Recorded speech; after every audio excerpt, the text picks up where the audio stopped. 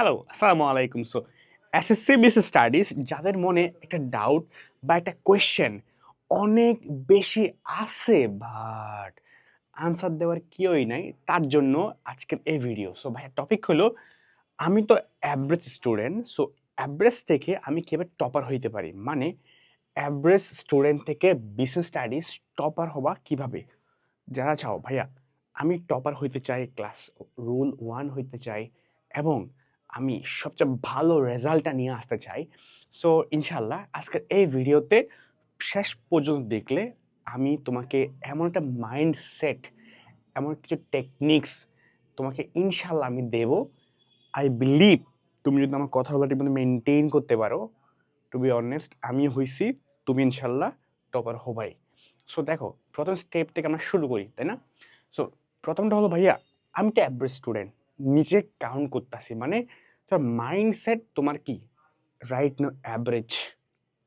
তোমার ক্যালিবার বেশি হইতে পারে, তোমার ইফোর্ট দেওয়ার সক্ষমতা বেশি হইতে পারে, বাট তোমার মাইন্ডসেট এখনো অ্যাভারেজ। এটাকে বাড়াইতে হবে। বাড়াইতে হইলে লাইক শুধু মুখে বললে হয় না, স্টেপ নিতে হবে। স্টেপটা কি? প্রথম স্টেপ প্রপার সিলেবাস এবং এক্সাম প্যাটার্ন আন্ডারস্ট্যান্ডিং। আমরা ম্যাক্সিমাম মানুষ জানি না, কিন্তু আমার সিলেবাসটা কি হওয়া উচিত, বুঝলা? যে মানে আমার সিলেবাসটা কি, কি পড়া উচিত? আমার সিলেবাস কি? আমার পরীক্ষায় কোন, কোন সাবজেক্টের কোন, কোন জায়গা থেকে কোন, কোন কোয়েশ্চেন কেমন করে করতে পারে? যেহেতু এটা স্কুলের একটা পার্ট, রাইট? তো স্কুলের কোন টিচার কিভাবে কোন জায়গা থেকে কোয়েশ্চেন করবে বা উনার কোয়েশ্চেন করার এরিয়াটা কতটুকু? ওই সিলেবাসটাকে আমরা জানি না। বা আমরা আদৌ জানি না বোর্ড এক্সামের জন্য কোনগুলো ইম্পর্টেন্ট, তাই না? তো আগে তোমার সিলেবাসটাকে বুঝতে হবে ভাইয়া। অ্যাকাউন্টিং, হিসাব বিজ্ঞান, ব্যবসা উদ্যোগ, ফাইন্যান্স এবং ব্যাংকিং আগে সিলেবাস বুঝো। সেটা বাংলা, ইংরেজি, বিজ্ঞান, সাধারণ গণিত সব কিছুর জন্য। Understand syllabus properly. প্রপারলি মানে প্রপারলি। পারলে একটা কি করো, স্কুলগুলোতে একটা কি আছে না তোমার প্রিন্টেড একটা কি সিলেবাস প্রোভাইড করে, অর্ধবার্ষিকী কোনগুলো, বার্ষিকী কোনগুলো। সো তুমি এটা নাও, নিয়ে দেখো অ্যাকচুয়ালি রিয়েলাইজ জাস্ট আছে বাসায়, ওকে ফাইন রেখে দিলাম এমনটা না, তাই না? সো বুঝলাম, তাইলে আমি বুঝলাম যে না আমার কি আছে অ্যাকচুয়ালি। দেন এক্সাম প্যাটার্ন আন্ডারস্ট্যান্ডিং। আচ্ছা, হিসাব বিজ্ঞানে কত নাম্বারে এমসিকিউ আসবে, কত নাম্বারে সিকিউ আসবে, ফাইন্যান্সে, তারপর তোমার ব্যবসা উদ্যোগে, বাংলায়, ইংরেজিতে এক্সাম প্যাটার্নটা কেমন? অনেকে হচ্ছে আমি ভাইয়া বলতেছে আমি তো জানি সবকিছু। Well, well, well, well, well, তুমি জানো? তুমি কি জানো এক্সামটা ঠিক অ্যাকাউন্টিংয়ে ৭ টা কোয়েশ্চেন হলে ধরলাম আরকি, হ্যাঁ? কোন কোয়েশ্চেনটা কোন চ্যাপ্টার থেকে দিবে? সব চ্যাপ্টার থেকে তো কোয়েশ্চেন দিবে না। দিলেও কোন স্পেসিফিক জায়গা থেকে দিবে? জানো তুমি জানো না। সো এক্সাম প্যাটার্নটা কি হবে? কোয়েশ্চেন প্যাটার্নটা কি হবে? জানো জিনিসটাকে। তাহলে তুমি কি করলা? তুমি সিলেবাস জানলা। কোন সাবজেক্ট থেকে কত কি হবে না হবে সেটা তুমি বুঝলা। তাইলে আমাকে বলো, তাইলে তোমার একটা আন্ডারস্ট্যান্ডিং হইল। আমার সিলেবাস এটা, আমার পড়তে হবে এটা, আমার ওই পড়তে হলে কোয়েশ্চেন হবে এই ভাবে। ঠিক আছে? গেল। করতে পারলে কংগ্রাচুলেশনস ভাইয়া বা আপুরা, তোমার স্টেপ 1 টা কিন্তু কমপ্লিট। ওকে? স্টেপ 2 টা কি? Make a routine. Believe me, আমি আমার ক্লাস 9 এ আমি এটা একদম হলফ করে বলতে পারি। আমার আমি হয়তো পড়ি নাই। আমি না বইটা নিয়ে বইসা ছিলাম। এমন তো দিন গেছে, এমন তো না যে প্রতিদিন পড়তে পারি আমরা। আমি প্রতিদিন যে আমি এমন কোনো দিন নাই আমি রুটিন করিনি। নট মুখে না, মাথায় না, হাতে কলমে। হাতে কলমে রুটিন করছি। একটা খাতা ছিল আমার এভাবে, মোটা খাতা। মানে আমি প্রতি মাসে রুটিন করতাম, তো প্রতি মাসে কোন দিন আমি কি পড়তাম এবং রুটিন সাজাইতাম যে না পড়লেও রুটিনে থাকতো জিনিসটা। সো প্রতিদিনের রুটিন আমার ছিল। সো প্লিজ তোমাকে এভারেজ থেকে টপার করতে গেলে যে একটা বিষয় সবচেয়ে ইম্পর্ট্যান্ট, সবচেয়ে গুরুত্বপূর্ণ, না থাকলে তুমি অনেক আফসোস করবা। এবং ইভেন হার্ভার্ডের একটা রিসার্চ দেখা যাইতেছে যে তারাই ভালো করতেছে যারা হইলো তাদের প্ল্যানগুলোকে গুছিয়ে লিখতে পারে, মানে লিখে রাখে। বুঝলা? সো এটা রুটিন করো প্লিজ। রুটিন, হ্যাঁ ভাইয়া রুটিন করবো কেমনে? এটা উইকলি রুটিন। আমার রুটিন হইতে হবে সপ্তাহে শুক্র, শনি, রবি, সোম, মঙ্গল, বুধ, বৃহস্পতি, শুক্র। এই ৭ দিনের আমি প্রতিদিন কি পড়বো না পড়বো উইকলি একটা রুটিন করব আমার সাধ্যের মধ্যে থেকে। এমন না তোমাকে আমি কখনো বলবো যে ১০ ঘন্টা পড়ো, ১২ ঘন্টা। আমি বলব না। তুমি একটা পড়াশোনা প্রতিদিন করো। হয়তো ৩ ঘন্টা, ৪ ঘন্টা। মানে তো ৩ ঘন্টা সেট করলা ১ম এ তুমি। মানে ৭ দিনের মধ্যে কোনো দিন তুমি ৩ ঘন্টার নিচে পড়বা না। ৩ ঘন্টা ১ মিনিট হবে, ২ মিনিট হবে, ৩ ঘন্টা হবে বরাবর কাটায়, কাটায় বা ৩ এর নিচে হবে না। একটা রুটিন সেট করো। কয়টা সাবজেক্ট পড়বা, অ্যাকাউন্টিং কোনদিন পড়বা, ম্যানেজমেন্ট কোনদিন পড়বা, তোমার ফাইন্যান্স কোনদিন পড়বা, বাংলা কখন পড়বা, ইংরেজি কখন পড়বা। রুটিন সেট করতে হবে কিভাবে? উইকলি। অ্যান্ড ফাইনাল পয়েন্ট, প্রতি মাসে, মাসের শেষ ২ দিনের মধ্যে ডেফিনিটলি তুমি উইকলি যে টার্গেট রাখলা যে এই মাসের মধ্যে আমি কতটুকু পড়বো। মানে আগে রুটিন করার আগে ধরবা যে না আমার কাছে সময় আছে ৫ মাস, তাহলে আমি ১ মাস আমার কতটুকু পড়তে হবে। ওই মাসের একটা টার্গেট সেট করবা। এই মাসে আমি এতগুলো পড়াশোনা করতে পারবো। তাহলে এই মাসে যদি আমার, ধরো এটা জানুয়ারি মাস, তাহলে জানুয়ারি মাসে যদি আমার এতগুলো পড়াশোনা করতে হয়, তাহলে জানুয়ারি মানে ৪ টা উইক। তাহলে একটা উইকে কয়টা? এবার ৪ টা উইকে তুমি ভাগ করলা, পড়াশোনা ভাগ করে নিবা। এবং প্রতি মাসের শেষে উইকলি তুমি রুটিন করছিলা, উইকলি তুমি যে পড়ছিলা, কতটুকু পড়াশোনা হইলো, কতটুকু গোল তুমি অ্যাচিভ হইলো, কতটুকু পড়াশোনা করতে পারলা, কতটুকু পারো নাই, সেটাকে আবার কি করবা? ট্র্যাক করবা। কি করবা? Monthly track. কি বললাম? মান্থলি ট্র্যাক করা। এটা অনেক, অনেক, অনেক ইম্পোর্টেন্ট। কারণ দেখা যায় আমি পড়ি রুটিন করছি, বাট ট্র্যাক নাই। তাহলে বিষয়টা এমন হয়ে গেল না, তুমি হাঁটতেছো, তুমি গন্তব্য তুমি জানো না। সাগরের মধ্যে কিন্তু যখন নৌকা যায়, নৌকা তুমি চলতেছে, তাহলে হইলো? সাগর তো বিশাল। নৌকা তো জানতে হবে যে না আমি এখানে যাব, এখান থেকে তো আমি ব্যাক করব। তাহলে তোমার মান্থলি ট্র্যাক থাকা লাগবে, বাট উইকলি রুটিন মেনটেন করে। তাইলে কিন্তু এটা তোমাকে বাকিদের থেকে সিক্রেট অনেক এগিয়ে নিয়ে যাবে ইনশাল্লাহ। তাহলে তুমি যদি সেকেন্ড স্টেপটা করতে পারো, কংগ্রেচুলেশনস, তোমার টপার হওয়ার level, second level completed. Third number level, subject and chapter analysis. তুমি তো রুটিন করে ফেললা না। থার্ড নাম্বার যে ভুলটা আমরা সবাই করি, একটা চ্যাপ্টার নেই, ধরো হিসাব বিজ্ঞান, চ্যাপ্টার নেওয়ার পরে আমরা করি কি যে আমরা র্যান্ডমলি পড়তে শুরু করি, রিডিং পড়ি, গাইড বই পড়ি, ক্লাস করে অনলাইনে। ভাইয়া এভাবে না।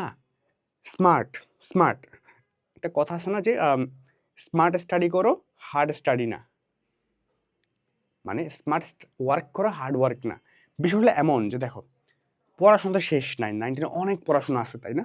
বইয়ে অনেকগুলা বইয়ের অনেক চ্যাপ্টার, অনেক টপিক, অনেক বিষয়পাতি। বাট তোমার কি মনে হয় পরীক্ষায় কি পুরো বই থেকে কোয়েশ্চেন করে? একটা চ্যাপ্টারের সবখান থেকে কোয়েশ্চেন করে না। একটা চ্যাপ্টারের স্পেসিফিক কিছু জায়গা আছে যেখান থেকে প্রতি বছর, প্রতিটা এক্সামে, প্রতিটা সময় কোয়েশ্চেন করে। এখন থিঙ্ক, তুমি ওই কোন জায়গা থেকে কোন কোয়েশ্চেনটা করতেছে, মানে একটা চ্যাপ্টারে ঠিক কোন কোন জায়গা থেকে কোয়েশ্চেন করে সেটা তুমি জেনে গেছো। তাইলে তোমাকে এ প্লাস পাওয়া, তোমাকে আটকানো সহজ হবে নাকি বেশ টাফ হয়ে যাবে? ডেফিনেটলি বেশ টাফ হয়ে যাবে তোমাকে আটকানো। সো চ্যাপ্টার বা সাবজেক্ট অ্যানালাইসিসটা অনেক ইম্পর্টেন্ট। তোমার যারাই চাও ভাইয়া অ্যাকাউন্টিংয়ের আপনি বা ফাইন্যান্স আর ম্যানেজমেন্টে আপনি কী করেন, চ্যাপ্টার অ্যানালাইসিস ভিডিও করেন আমার জন্য, আমার যদি, তাহলে তুমি কমেন্টে জানাও, ইনশাল্লাহ আমি চ্যাপ্টার অ্যানালাইসিস ভিডিও করব। দেখা যায় কি আমি এসএসসি লেভেলে যেটা আমি করতাম এখনও করি, ওখান থেকে ওই আমি 3-4টাকে ভাগ করি, পাস করতে গেলে কোন কোশ্চেন পড়বা, আর প্লাস পাইতে গেলে কোনগুলো পড়বা, আর বোর্ডে র্যাঙ্ক করতে গেলে কোনগুলো পড়বা। আমি কেন করি? বিকজ আমার নাম্বার 98, 90+ ছিল, মোটামুটি 90+ ছিল মোটামুটি সবগুলোতে, এটা বলতে পারি। সো দ্যাটস ওয়াই আমি তোমাকে যদি যেগুলো বলি ভিডিওতে ওগুলো হয়ে যায়, কারণ পড়ছি এগুলো আমি অ্যাকচুয়ালি। সো যারা চাও আমি চ্যাপ্টার অ্যানালাইসিস ভিডিও করি, কমেন্টে জানাও, ঠিক আছে? দেন তো তুমি এবার কী করলা? রুটিন করলা, চ্যাপ্টার অ্যানালাইসিস করে তুমি পড়ছো, একটা ম্যাপিং করা বলে চ্যাপ্টার ম্যাপিং করা। এটা তোমাকে, দেখো যে টপার তোমাকে এগুলো কখনো বলবে না, টপার সিক্রেট এগুলা। যে টপার সে কখনো বলবে না এভাবে পড়ো, this A topper secrets. So এটা করতে হবে, এটা করলে বুঝবা যে না এখান থেকে তোমার গেম স্টার্ট, টপার হওয়ার লেভেলটা ভিন্ন হইতেছে।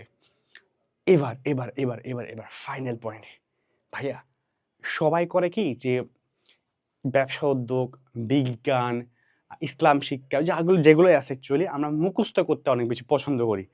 আমরা মনে করি পরীক্ষার আগের রাতে পড়বো, পানির মতো সহজ। আবার একটা প্রশ্ন মানুষজন মনে করো অনেক কঠিন, কিছুই পারবো না।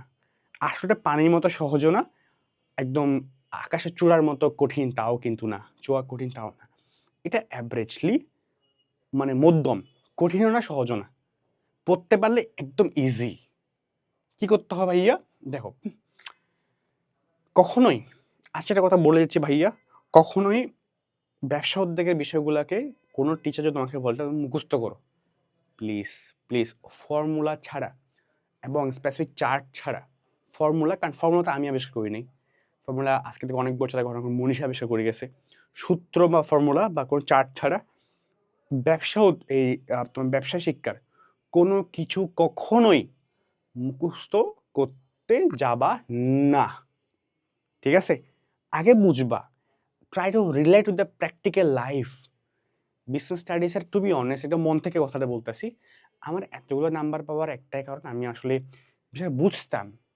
এখন প্রথম দিকে মনে হচ্ছিল যে আসলে এটা অনেক কঠিন, পারতাছি না, অনেক হার্ড লাগতেছে, মনে মুখস্থ করার ওয়ে নেই। তো আমি টাইম নিলাম, ধৈর্যশীল হইলাম, ধৈর্য নিয়ে টাইম নিয়ে এটা বুঝলাম যে না আসলে কি বিষয়টা এমন যে মুখস্থ ছাড়লে পারে না, নাকি আমি আসলে বুঝার ট্রাই না করে মুখস্থ করার ট্রাই বেশি করতেছি। তাই আমি বসলাম, রিল্যাক্সে পড়লাম, বুঝার ট্রাই করলাম লাইন টু লাইন। টাইম লাগছে, প্রথম কয়েকদিন কষ্ট হয়েছে, টাইম নিয়ে পড়ছি, তারপর দেখলাম অনেক ইজি হয়ে গেলো বিষয়গুলো। সো তুমি ডেফিনেটলি কনসেপ্টগুলা টাইম নিয়ে পড়বা, কনসেপ্টগুলো কি করবা, টাইম নিয়ে বুঝে বুঝে পড়বা, দেন পরে মুখস্থ। আগে মুখস্থ একদমই না, একদমই না। দেন যে ভুলটা তোমরা ম্যাক্সিমাম স্টুডেন্ট, মানে ম্যাক্সিমাম, আমি আমার এখনো অনেক সময় গিল্ট লাগে যে মানে আমার অনেকগুলো ফ্রেন্ড ছিল, আমি ওদেরকে যদি বলতে পারতাম এই সময় ভালো হইতো, যে আমার একটা ফ্রেন্ড ছিল, ওর নাম হচ্ছে নিউটন, অনেক ভালো স্টুডেন্ট ছিল, বাট ওর বেশ একটা কারণ নাম্বারটা কমে গেছিলো অ্যাকাউন্টিংয়ে। বিষয় হলো অনেকটা কম প্র্যাকটিস করছিল ওই সময়টাতে, যদিও অনেক ভালো স্টুডেন্ট ছিল, পরে বিশ্ববিদ্যালয়ে অনেক ভালো র্যাঙ্ক, আমার থেকে অনেক ভালো জায়গায় গেছে। বাট ও ওই সময়টাতে বিশেষ করে প্র্যাকটিস করতে কম, মানে ও এটা গিল্ট ফিল করছিল যে প্র্যাকটিস করতে কম। ওই পারে সব, আমি তো পারি, ম্যাথটা দেখলেই পারি, আর এগুলো তো ইজি, আর প্র্যাকটিস করতে কম। এইটা ওকে এক্সাম হলো অনেক ভুগাইছে। কারণ তুমি যেটা হাতে কলমে করলে যে লেভেল ভ্যালু তুমি পাবা, যে আন্ডারস্ট্যান্ডিং তোমার হবে, যে ভুলগুলো যে একটু পুঙ্খানুপুঙ্খানুভাবে তুমি ধরতে পারবা। কারণ হিসাব বিজ্ঞান তুমি জানো, হিসাব বিজ্ঞানটা অ্যাকচুয়ালি আর্থিক অবস্থার বিবরণী তুমি ধরো, মানে সম্পদ মিললো, দায় এবং মালিকানার সাথে পাঠা মিলে না, পুরো ম্যাথ করে গেলা উত্তর মিলে না। কেন? বিকজ তুমি হাতে প্র্যাকটিস করো না। প্লিজ আই রিকোয়েস্ট, উইকলি রুটিনে তোমার যদি থাকে যে তুমি 4 দিন উইকলি অ্যাকাউন্টিং পড়বা, প্লিজ 4 দিন অ্যাটলিস্ট ডেইলি একটা করে ম্যাথ পড়বা অ্যাকাউন্টিং, একটা পরে ফাইন্যান্সের ম্যাথ প্র্যাকটিস করবা। মানে ডেইলি অ্যাটলিস্ট 2টা ম্যাথ, অন্তত 2টা ম্যাথ ডেইলি বেসিসে হাতে প্র্যাকটিস করবা। 2টা করতে 40 মিনিট লাগে খুব বেশি হলে, খুব বেশি সময় সেটা একদমই না। সো কাইন্ডলি একটু করবা সেটা, ঠিক আছে? হাতে প্র্যাকটিস ফাইনাল। এটা এতক্ষণ ধরে যারা ভিডিও দেখতেছো, কংগ্রেচুলেশনস। এবং একটা পয়েন্ট, লাইফের একটা স্টেপ আমার লাইফটা ইজি করে দিছে একদম, এটা হলো দাগিয়ে পড়া। আমার খাতাগুলো এমন ছিল, অনেক কাছে রিলেট করতে পারবা, মানে বইগুলো এমন ছিল যে মানে দাগাইতে বিভিন্ন কালারিং কলমে দাগাইতে দাগাইতে মানে এমন অবস্থা একটা বই কেনা লাগবে আমার থেকে, এমন অবস্থা হয়ে গেছে। সো এটা লাভটাও আছে। 9-10 এর ক্ষেত্রে ম্যাক্সিমাম মানুষ যদি তোমরা ফোকাস করো, গাইড বই নিব, নতুন করে পড়বো, প্লিজ না, একদমই না। আমি গাইড বই কেন নিব?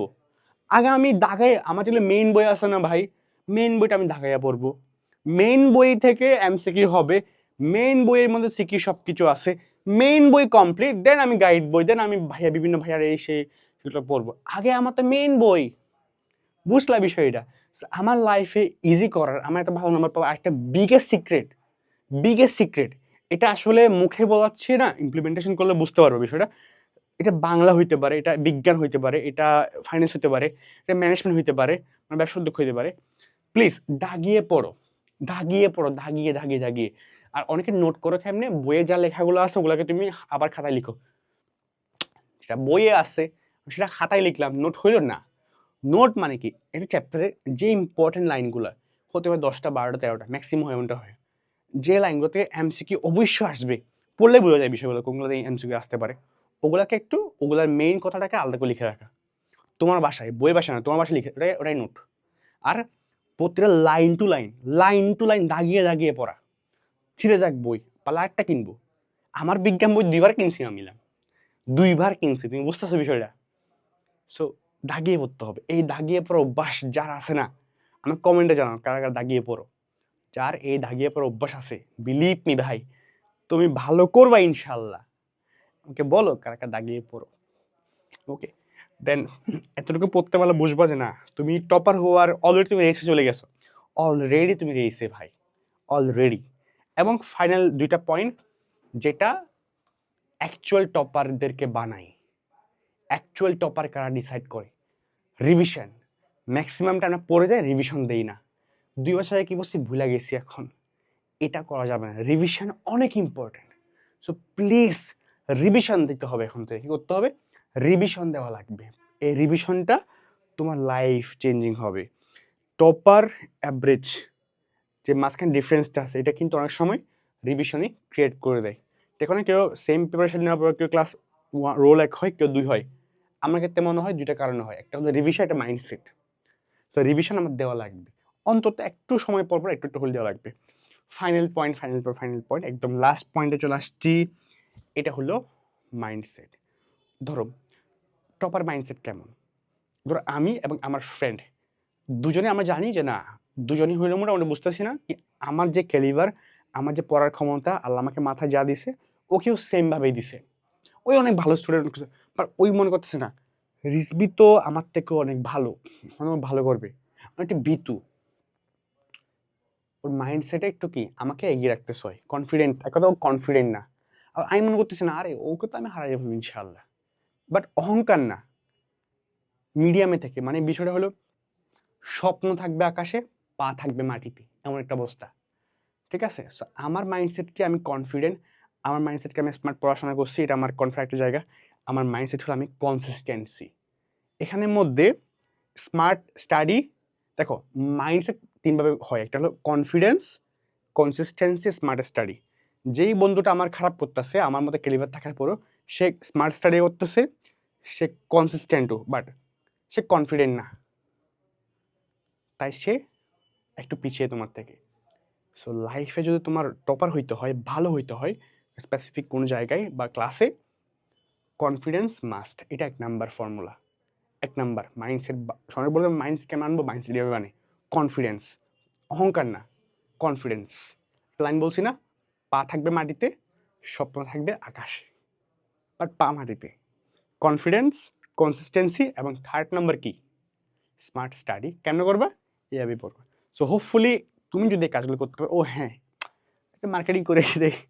ভাইয়া নিজেই ক্লাস নিচ্ছে এখানের মধ্যে ২৭ এবং এসএসসি ২৮ ব্যাচ বিজনেস স্টাডিজের জন্য ৩ তারিখ লাইভ লঞ্চিং হচ্ছে। You can check this. Demo ক্লাসগুলো করতে পারো, ভালো লাগলে ইউ ক্যান জয়েন। আমার মেন্টরশিপটা পাবাই একদম।